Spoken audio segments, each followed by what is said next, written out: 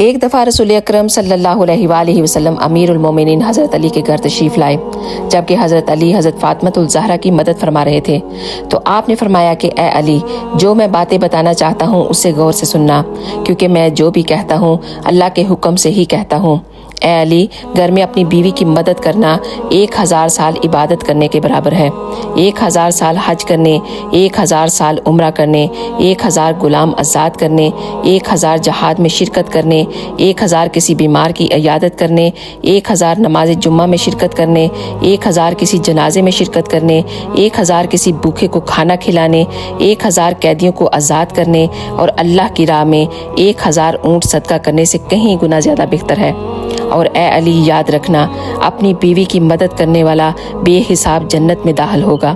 سبحان اللہ۔ تو اگر آپ بھی اپنی بیوی سے محبت کرتے ہیں تو اپنے نبی کی اس حدیث کو زیادہ سے زیادہ شیئر کیجیے گا۔